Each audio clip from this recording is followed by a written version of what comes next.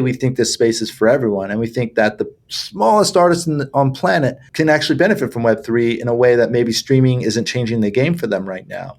For instance, we've worked with baby developing artists that are making more money from Web3 in one launch of an NFT collection that they would over 2 to 3 months from streaming. In general, we all think music's the coolest thing in the world. And so we want to revalue it in a way that maybe NFTs allow us to, that technology hasn't enabled in the past.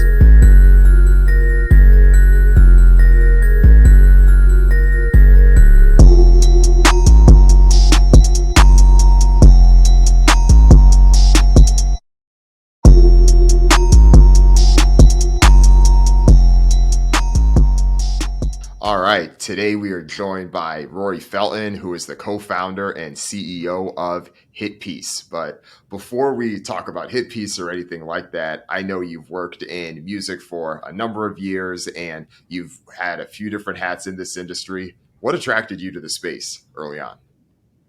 So when I was 15, I started playing music, and I learned pretty quickly that I really couldn't write songs very well. So when I was 16, I started putting on local shows for artists, booking regional acts, and that naturally turned into putting out records for artists.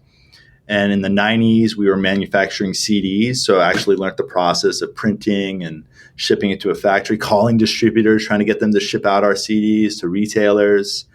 And that's how I started. In 2000, I moved out to LA to go to school at SC. Was a little bored and started another record label. And our first few records did quite well. I think our first record almost went gold. And so that created enough revenue to really fund the company and grow that record label. And for the next 10 years, we ended up selling millions of records. I developed dozens of artists. Felt really proud of what we accomplished. Sony Music later invested in the company and later acquired the major artists that I worked with. And I took a breather for a moment because working with artists can be a lot of work and can be emotional and challenging in so many ways, but also fun and exciting. And I ended up finding a real passion for the technology side of the music industry. I really wanted to have sort of a macro impact on the industry and helping artists create new technologies to connect with their fan base, develop new business models. And I saw the old record company structure or record deal structure as sort of a little bit antiquated. And there were so many technologies here that could allow artists to directly connect with their fans and connect and create new and unique revenue streams. And so I spent several years in the early 2010s helping top 40 artists sell music and merchandise in stream on social media, like Gaga, Green Day, Snoop Dogg, Tim McGraw, A$AP Rocky, all the major labels. And I did a couple years overseas on a volunteer trip and then came back to the music space, really on artist management initially, but also in blockchain. I bought Bitcoin in 2014 and was always really curious about blockchain's application to the music space. And in 2018, I co-wrote a white paper on digital collectibles for artists and could not get anyone's attention back then on this space and the idea of fans buying digital merchandise from artists and connecting with them, and the idea of an artist creating a layer of community ownership in what they were doing. And then obviously fast forward a couple of years, the NFT space and that specific protocol has really taken off for creatives and for artists. And I decided to jump in full time to apply this innovation to the music industry because I saw so many opportunities for artists to take advantage of it. That makes sense. And one thing there before we get to the HitPiece part of it, where you are today, selling your record label and everything there to Sony. What is it like watching the current movement now with other record labels being bought up by other record labels, especially the majors, or just some of the catalog purchases there? Because I'm sure you did this in a very different market than what we're seeing now. Yeah. So a lot of people don't remember this, but in 2006 to like 2011, it was really hairy for the record industry. It was really, there were a lot of unknowns. Downloading was here, digital like iTunes and its competitors. However, streaming as a paid streaming format really hadn't taken off or really been fully established. And so you had these massive problems still with file sharing and people just assuming music was free, right? And just downloading it without paying for it from all sorts of websites. And so there was this moment, an era where like, golly, we don't know if these major labels are really going to figure it out. And kudos to them. They struck some really savvy deals and made streaming something that really, really worked. So today's era has been amazing. I get really excited for artists that are able to have huge liquidity opportunities if they've built a catalog over their lifetime. And then also I get really excited just as more opportunities to finance your career than there ever have been. You can now borrow against your catalog. You can borrow against your master rights or publishing rights to fund something you want to do moving forward. You could never do that 10 or 15 years ago. So you have players like that in this space. You have distributors in this space almost playing like record labels and advancing monies to artists, but allowing artists to keep their masters. And then you have record labels sort of playing as distributors. And so you have all these middlemen kind of playing as different roles. And I think it's great because artists have more opportunity now than they've ever been. I've been saying this for a few years. It is the best time in human history to be a music artist. It was so hard in the 90s and so hard in the early 2000s to stand out. And now, even though we are in some economic challenges right now and just the macro economy, it's still really the best time in human history to be a music artist. Yeah, I think that's generally where I land with this too. I know that there's a lot of people that have a bit of the nostalgia and yearning for being able to sell CDs and being able to make the money off of CDs, but it was still a market that had tons of gatekeepers. And even without Napster, I still think that there would be a lot of challenges because there were a bunch of CD sales that were of back catalog that weren't exactly of new things, but we could go all day talking about that. But it was a fascinating time for sure. But fast forwarding a few years though, with HitPiece, of course, you have the idea and you see the opportunity to be able to make it easier for artists to monetize and take advantage of what's here. And I know that earlier this year, the launch didn't go the way that you had wanted it to. And there was a lot of press and some negative things written about just the intent and where you all were trying to go. And I know that there are also a few artists too, whether it's like Jack Antonoff and a few others that had some complaints about how it went down. And after reading a few of those, I definitely saw some of the responses and from your perspective as well, but I never really got a good, clear sense for what was the intent and what would this have looked like if the launch had went as well as it could have. So it'd be great to hear a little bit about that because I feel that's the part that was a little bit missing in some of the discussions about what had happened. Yeah. So first and foremost, I really believe in innovation, and I really believe in enriching artists and artists being able to control their music and what they're doing. And so we were looking at this space and thinking about like, man, if I put on my music fan hat, what's the ideal experience I want as a music fan? What would I love to have more than anything? And platforms like Spotify and Apple Music have sort of trained us to feel like everything could be in one place.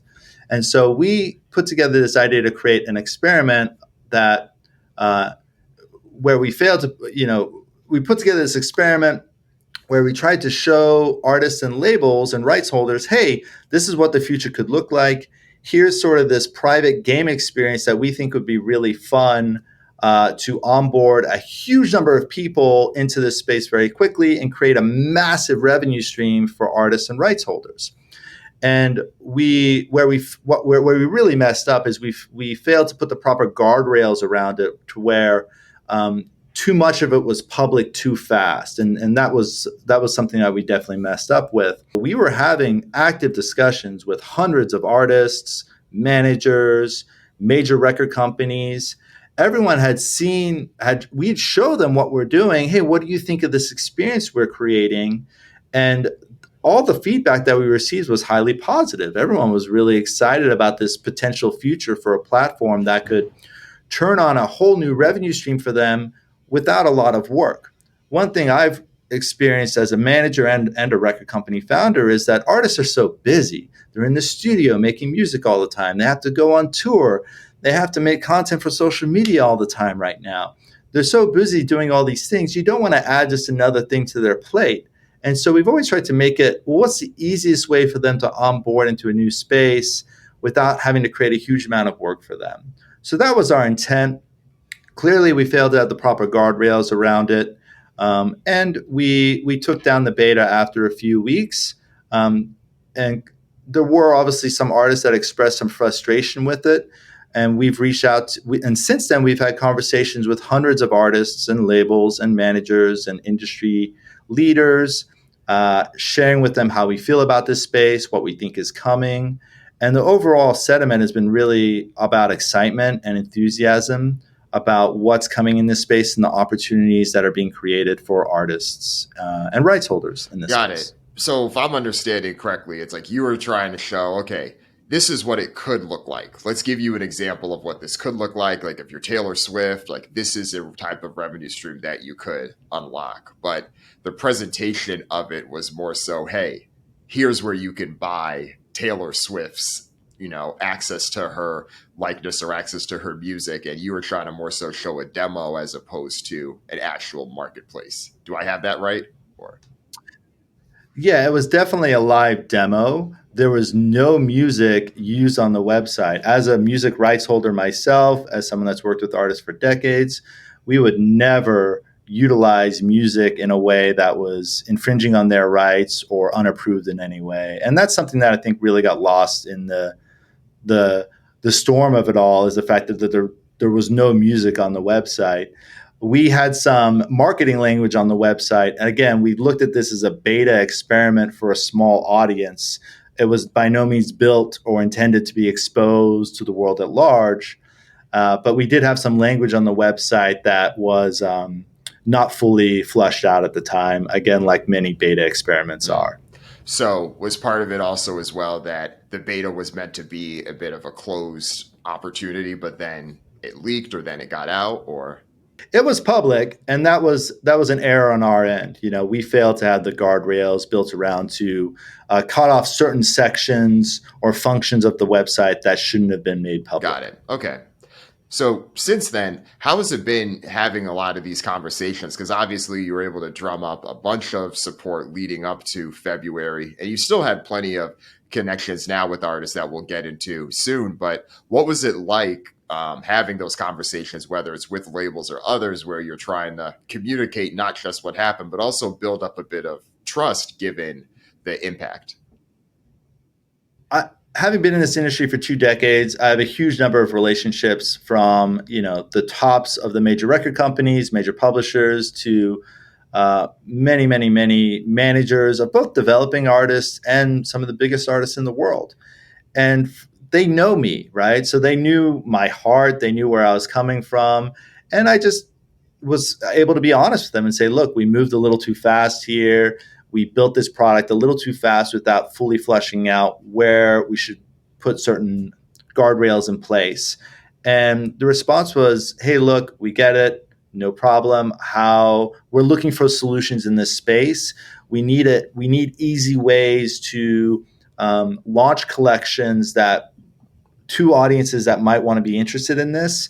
And right now, everything on the market feels a little too complicated, right? NFTs and Web3, it feels nerdy and it feels complex. And I think a lot of the early people in this space may have made it that way on purpose, so that there feels like there's a level of like seniority or gatekeeping to it.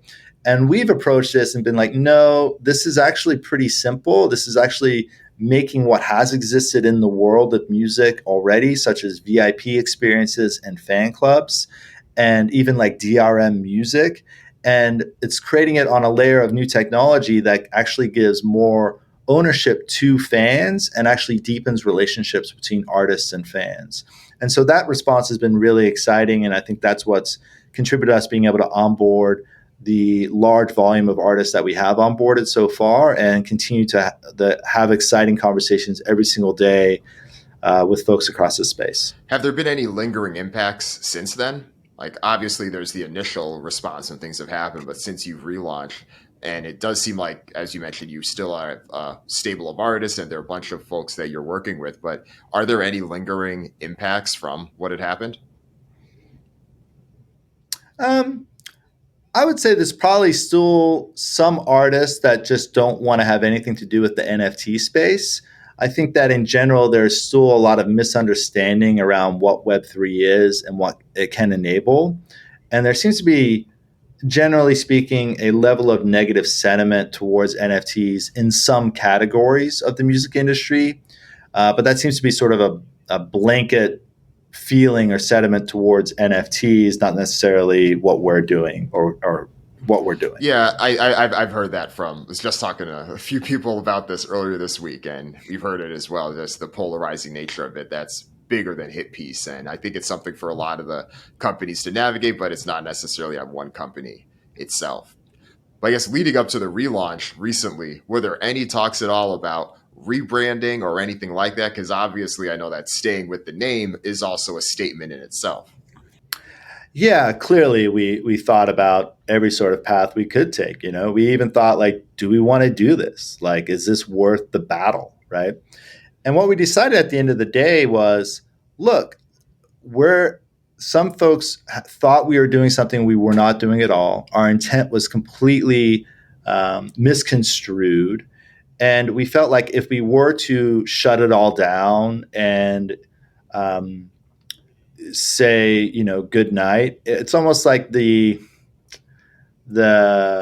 people that were creating this narrative would have won, or that narrative would have become true, right? In our hearts and our feeling, and everyone at the company that's at the company that was experienced all that, we all felt together like, look, this isn't what we are doing. This isn't what we're all about. Like we should stick with it and see this through, because we felt like the brand was now very well known, for better or worse, and it's up to us to sort of to see it through and show to the world that no, this isn't what we were trying to do. We're actually making something amazing, we think, for artists, and so far in the collections that we've launched, it's done really well for the artists that we've worked with. So that's what led to our decision to stick with the brand and keep going. We could have posited to a whole other brand, but everyone would just say, oh, those are the same folks that did this, so what would be the point of that? Because it's still me. Unlike a lot of people in this space, I've never been anonymous, right? I've always been completely public with who I am. HitPiece was on my LinkedIn, on my branding since early last year. I didn't hide from any of this. I engaged with anyone that wanted to have a conversation and still will. So it's not in our nature to hide or to run away. We think that Web3 is still a huge game changer for both developing and establishing artists, and we want to provide incredible solutions for artists.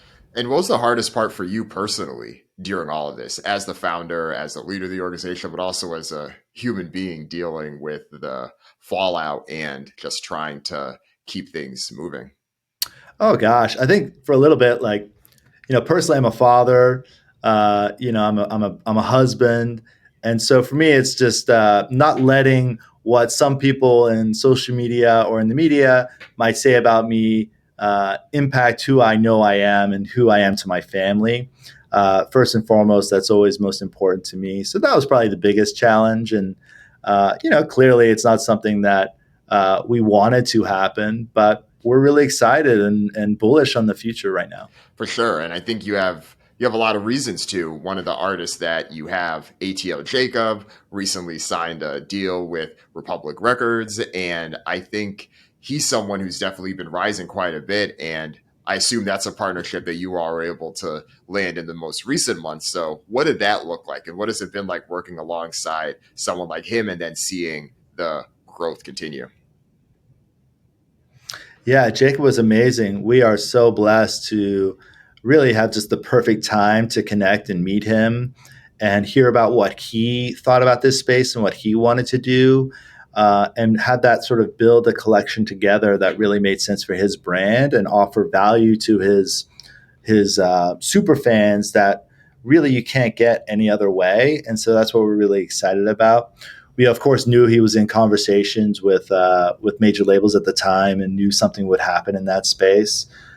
We just feel honored and privileged that we get to be his partner for Web3, because he's clearly an incredible talent that's had huge success on the producing side in the last couple of years, And I think we're going to see him break out as an artist over the next year and reach completely new milestones as well in his career.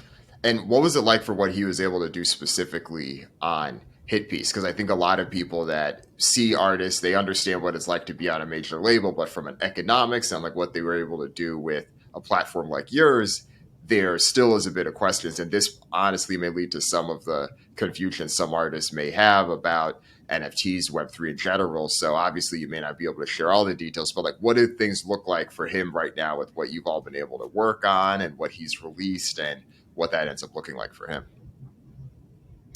Yeah, so he's building a beautiful collection of art that's going to be completely collectible. And those tokens will be connected to incredible in real life experiences. So some of those tokens can be redeemed for a studio session with ATL Jacob. So rather than typically in the music industry, right, you have to go through a manager, or you have to go through a record company, you have to go through gatekeepers to get to someone on Jacob's level.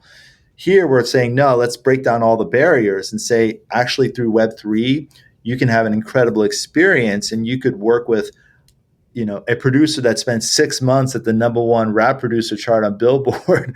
Like, you can actually work with them and make a record together, right? Experiences like that we think are incredible.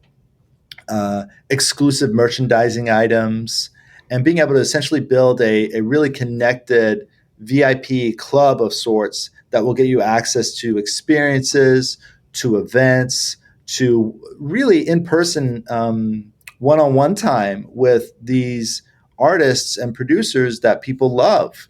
This is what I think Web3 is all about. It's creating experiences that are unparalleled in other parts of the music industry. So, given those experiences, and I think those are definitely things that fans and everything value and things that he could likely build a career standalone on, is there any particular question or thought about when a artist producer like him goes in, does a deal with a major label, is a bit of it like, oh, well, why did you need to do that? Like, you could have continued working here. Like, part of the promise is getting more inherent value for the work itself. Was there any tension there at all with him or even with some of the other artists? No, because every artist is different, and every artist gets different types of opportunities. And to me, Web3 is not about um, being in Web3 only and forgetting about the rest of the industry. It's not like you release your content or your music only as NFT and you don't do streaming, right? It's not like you do that only and you don't go on tour, or you don't sync your music to film and TV, or you don't do brand partnerships. It's just one part of the bigger puzzle of connecting with fans and connecting with bigger audiences. I think there's huge opportunity for artists to connect with fans through Web3 while also doing partnerships on the record side that they want to do that work best for them and their brand. For Jacob specifically, he has a whole record label, Wicked Money Family, that he can sign new artists to, and they all can go through this bigger system. That's not something that not every artist can just do on their own, right? Being able to plug into a bigger system is great for him. What it does do is it may limit what type of content an artist can mint as an NFT on their own, such as if you're in an exclusive recording contract, it may limit or prohibit what specifically you can do with music. But those are always open discussions, and every single recording contract is unique and specific and different, and provide artists and labels with all sorts of different rights. Got it. So, for someone like him, and I guess as well, thinking about how you're building the business, I do feel like your stance essentially that a company like HitPiece can work and they don't necessarily have to be exclusively here. They could work with majors, they could work with others. Do you feel like that mentality is similar to other founders you may talk to in Web3 or with NFTs? Because some of the folks I talk to, there's a bit more of that dogmatic approach where the purpose of our platform is that you don't need to do that. Yeah. So first and foremost, every partnership we have with an artist is non-exclusive. They could do a collection with us and go to a collection with anyone else or on their own using their own software at any time. That's something that I believe in. I believe in, like, we're not here to be a exclusive partner in any way. So I believe in artist freedom. Artists should have the freedom to do a record deal if they want to. Artists should also have the freedom to say, hey, look, I'm going to stay independent. I'm going to build up a balance sheet of masters and publishing that I own, and I'm going to leverage that in the way that I want to. I think every path is different for each artist, and some work for others, and some don't work for others. And I've seen artists stay independent, build balance sheets of masters and publish their own, and be tremendously successful. They build these multi-million dollar businesses that they can operate and function like their own business. And then at the same time, that can just build up their leverage for if a major label wants to do a deal with them, they're saying, hey, look, my business is already doing millions of dollars a year. If you want to be in business with my business, you've got to make it worth my while. To me, it's about, I think Web3 increases leverage for artists if they embrace it and engage that community. But by no means would I look at it as a dogmatic Web3 anti-record company approach. I don't think that's it at all. I think we're already seeing major labels enter Web3 and allow their artists to try things in Web3 that I think is really exciting. And every conversation I have with major labels and people at those companies is it's curiosity, it's intriguing, it's fun. They are by no means looking at it as a do or die or like you said, a dogmatic approach. And I think that part of it's, I come from the music industry. I think maybe some other founders in this space don't have 2 decades of music experience, and so they're wanting to disrupt an industry that they think needs disruption. Whereas I know all my friends that work at labels or at management companies, I mean, they bleed for artists. They put their heart and soul into trying to break new artists. And these are the people you want to be a part of your business, right? You don't want to just alienate them and cut them off. That being said, historically, some record deals have been a little unfair for the artists, right? And I'm not trying to say that that's not the case, but I think innovation like Web3 is continuing to increase artist leverage and continuing to give them more options. More options is really what it's all about. Yeah, and I think even the point that you mentioned at the beginning of the conversation, just your stance on streaming itself and what it unlocked for the business, that is a bit more of that holistic perspective as opposed to some others that, I think the belief that music should have inherent value, which it should. I think it's a bit of that dichotomy. And to be honest, you hear less of that from the record labels with more times and maybe from some of the founders and folks outside of the industry. But it's a fascinating time. It's a fascinating time. And I know that with you, you're not just thinking about NFTs and things minting for HitPiece. You're also having a metaverse. You have the lounge and having that as an opportunity for artists. And I know that's something that's continuing, developing as well. What does that look like? And what does that opportunity look like for artists? Yeah. So one, we realize there's a small but growing population of people that love to collect music as NFT format. I think of NFT as it applies to audio music as a new format, just like there was vinyl, there was downloads, there was streaming. NFT is sort of a new type of format for music. And there wasn't really a centralized place to play all your music. There are a couple apps budding up that allow you to sort of plug into your wallet and play your music collection. We wanted to create an interactive space that allowed a collector to display NFTs that they're collecting from music artists on the wall, but also put them on a record shelf if they're music NFTs and allow them to come in and play their own music, allow other people to come into a fan's room and play their music. I've seen that a lot of these metaverse spaces that fans are using to share their NFTs are almost like part business card, part like showing off and bragging to their friends and their community what they own, what they collect. It reminds me a lot as being a teenager of collecting CDs and records that were hard to find from really, really new artists and sort of bragging with your friends that you got to them earlier than they did. And we wanted to sort of mimic this experience in a really cool, beautiful metaverse space. And also be a space that artists could brand and create their own version of. as well as invite their VIP community to be a part of, be it virtual record listing parties or virtual tour kickoffs where they could display or present new music. One functionality we have that artists are taking advantage of is token gated releases. So they might release regular releases like they always do, but put out maybe a limited edition mixtape that is only available to people who buy an NFT to access it. And so you go into the lounge, our system reads that you have that NFT in your wallet, and it unlocks access to music that you wouldn't otherwise have. That doesn't just have to be music, it can be all sorts of content. So the idea is you're rewarding your most engaged community token holders with really cool experiences. We speak with artists that want to create experiences that get updated every single month. So it keeps fans coming back to this space that they almost treat like a social media platform or like a website, but the artist gets to control it entirely themselves.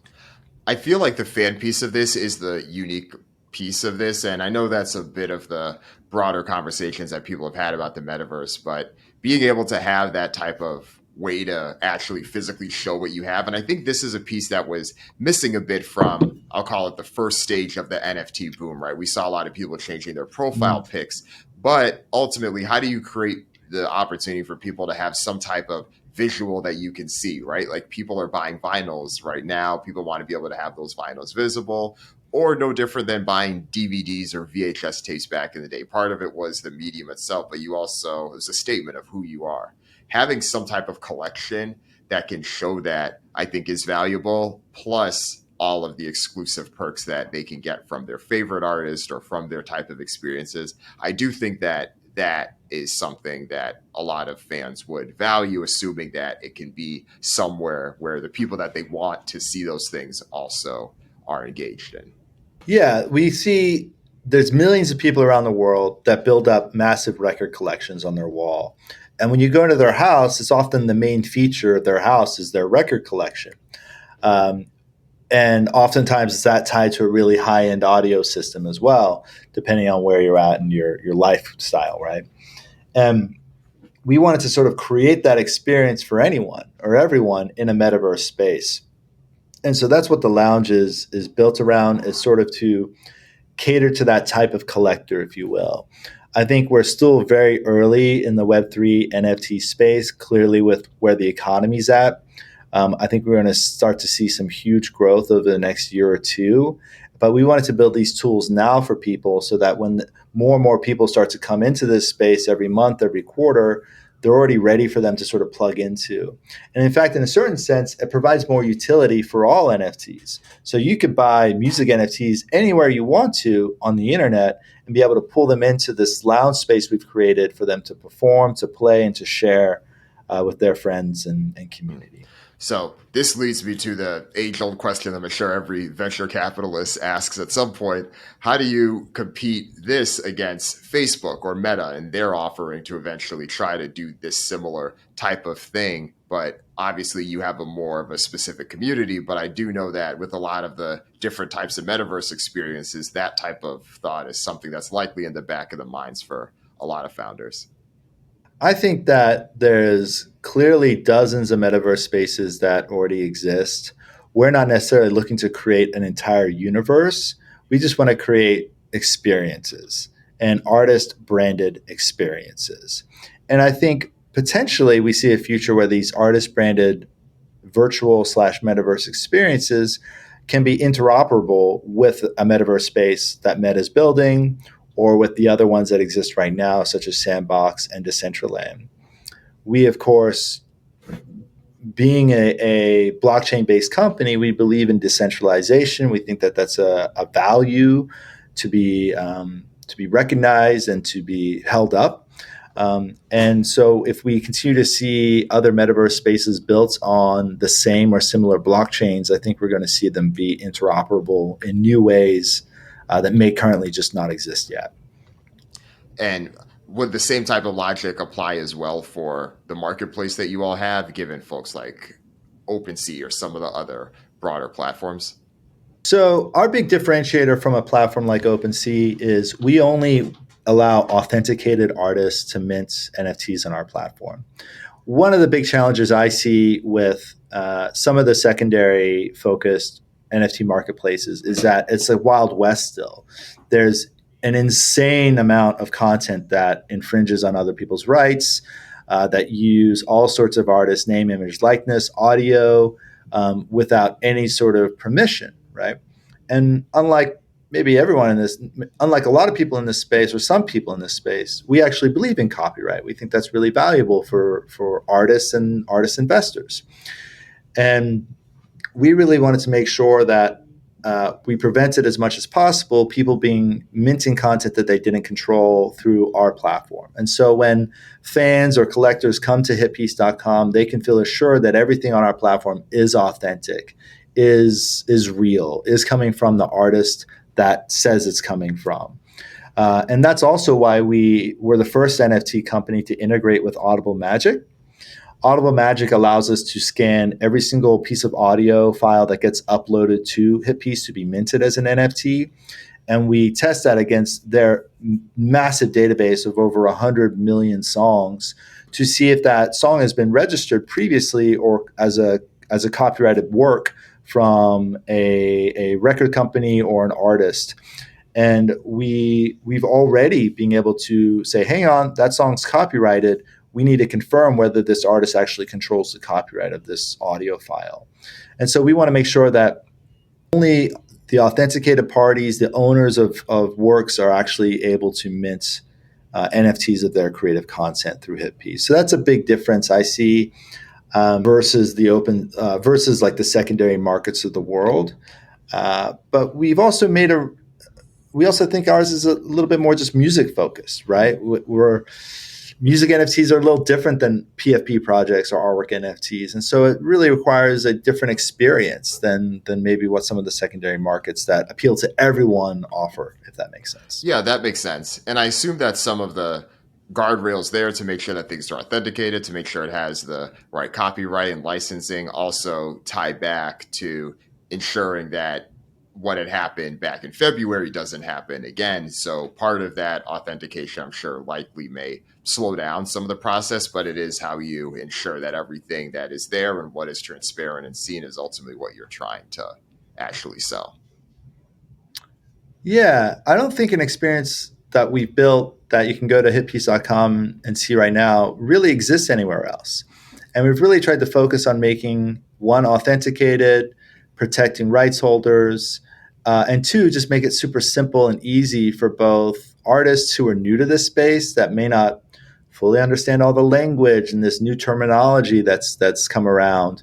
Make it super easy for them to create their own collections and start minting NFTs of their creative content.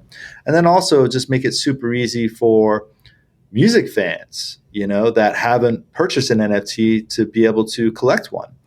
I would say that really a small number of music fans overall have still entered Web3 or acquired an NFT, be it for free or purchase. And there's still a huge amount of education that platforms like ourselves need to do and others about how to onboard into this space. So for you all specifically, with the folks you have onboarded before and up to this point, is ATL Jacob, is he the most successful artist or the artist that's made the most money on the platform so far? So ATL Jacob's collection has not launched yet.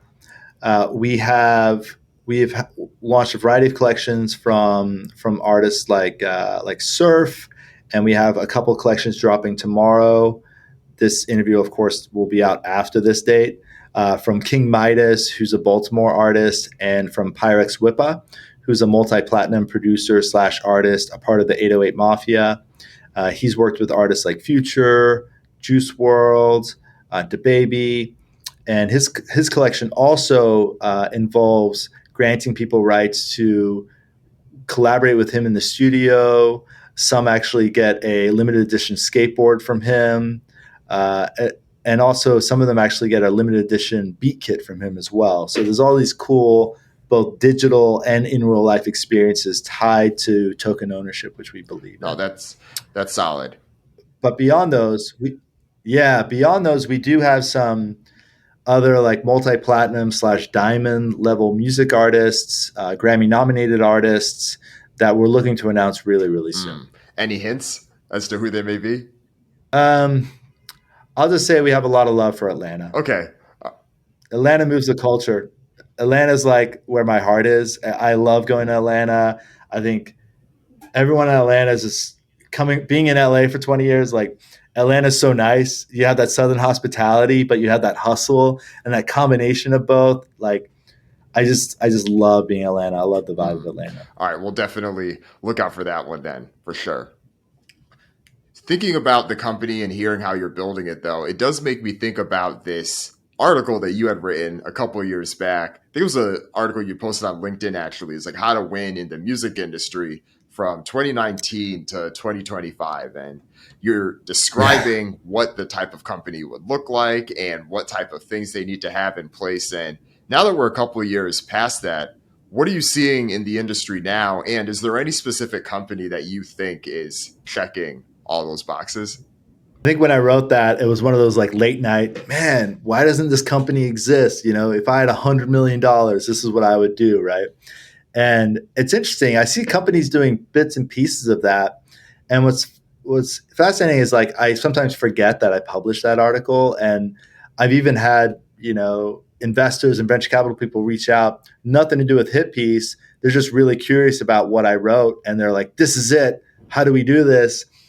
And it's been fascinating to see that piece's impact, if you will. No one's doing all of that, but I'll gladly compliment folks that I think are moving in that direction. United Masters and what Steve Stout's built, I think, is incredible. If you would have told me several years ago that someone could enter the music distribution space with a similar offering to other platforms out there, I never would have thought someone could truly compete. But kudos to him and his team. They've completely proved me and I think a lot of people wrong. They've made a huge impact in, again, creating more opportunities for artists who can own their own content and not necessarily feel like they're stuck to have to do the traditional record deal. I think what they're doing is pretty amazing. Let's see, who else? I got to give out props to Downtown Music Holding Group. I think they're doing a huge amount of innovation in this space, both on the record side, on the distribution side, and on the publishing side. I'm a huge fan of Songtrust and what they built and that offering. I tell every music artist I work with, if they do not have a publishing deal, sign up with Songtrust. It's a super easy admin deal that just creates a great solution that captures money that you just cannot capture any other way. I try to tell every music artist, I'm like, look, if you're writing your own music, you're writing your own songs, you're not going to get all your money that's due to you just through your PRO. And artists, unfortunately, they're so busy, so much going on, they don't fully understand that. And so it's like the artists that I've seen turn on to a platform like Songtrust, they've literally turned on 5 figures plus in revenue in a quarter because that money is just sitting there. If they don't capture it, eventually just goes away, which is really sad. So those are my shout outs. Those are companies that I think are doing it well. I think with that piece, if I were to critique it now, I think it's a little too broad. There's a little too much going on for one company to do. But I'm a big fan of companies that believe in artistic freedom and innovation and providing more tools and opportunities for artists while also actually creating real success for them.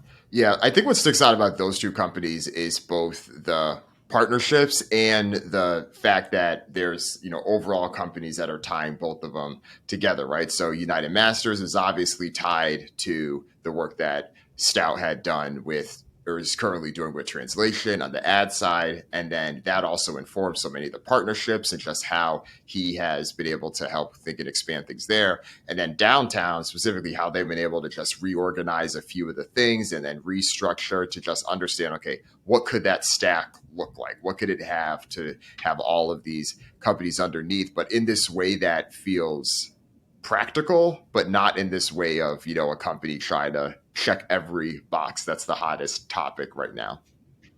Yeah, absolutely. I think companies are wise that are established and at scale. They're wise to take their time with Web3 versus jump into it head on per se. And I would encourage everyone to experiment. I think you can experiment in the space and try new things without having to go completely in. And of course, we're a great solution to experiment with. But there's clearly a variety of opportunities out there to do things. And quite frankly, no one knows exactly how the NFT innovation is going to be utilized in a few years from now, right? We have our hunch. We think it's going to be connected to real life experiences and real amazing virtual experiences. However, um, I think there's all sorts of innovation that maybe hasn't even been created yet for its application, such as to ticketing and other categories as well. Yeah, there's so much more to explore. We're still in the early innings with this. I'm excited to see what's next. But before we wrap things up, let's talk about what's next for you all. What does 2023 look like? What are the big things on the roadmap? Yeah. So as you mentioned, we've been building the lounge metaverse space for to connect artists and fans, as well as give fans a great way to display and show off the collections that they own. So that's going to be launching soon. We clearly have some really amazing collections coming up from some really top tier artists that we're excited to announce really soon as well. And then we've fully built out now this completely self-service solution for independent artists to come in and start minting NFTs of their content. We haven't really focused on presenting that or pushing that yet to the independent community at scale, but that's something that we are looking forward to. We felt that it was best. Hey, look, we want to establish that there is interest and demand for this space, and that's why we focused on more established artists, artists with audiences initially. But really, we think this space is for everyone. And we think that the smallest artists on planet can actually benefit from Web3 in a way that streaming isn't changing the game for them right now. For instance, we've worked with baby developing artists that are making more money from Web3 in one launch of an NFT collection that they would over 2 to 3 months from streaming. And I think this again goes back to humanity and society sort of revaluing music. In general, we all think music's the coolest thing in the world. We all think music is the most divine thing that we get to participate in as humans. And so we want to revalue it in a way that maybe NFTs allow us to, that technology hasn't enabled in the past. And I think more than ever, this concept of 1,000 true fans is truer than ever, right? If an artist doesn't need to be a pop star to make a living, they really just need to cater to a niche of dedicated fans that love what they're doing. And NFTs and Web3 really allow that artist to benefit from that type of model more than ever before. I know it's a fascinating time. It's an exciting time to see all the developments and what's going to come down the pipe for you all, what's going to come down for everyone else. It's going to be an exciting time. That's why so many of us are in this industry, right? But before we let you go, though, where can people follow along with HitPiece if they want to stay in tap with what you have coming on, or if they want to follow along? Where should they go? So clearly you can go to hitpiece.com. You can just put in your email if you don't want to sign up yet and just follow updates from us on our email list. You can find us on Twitter or Instagram at @joinhitpiece. You can even follow me on Twitter or Instagram if you'd like it at Rory Felton. Everything's open, and my life is really an open book for everyone. Awesome. Thanks, Rory. This was great. Thanks for coming on. Thanks, Dan, for your time. We really appreciate it. All right.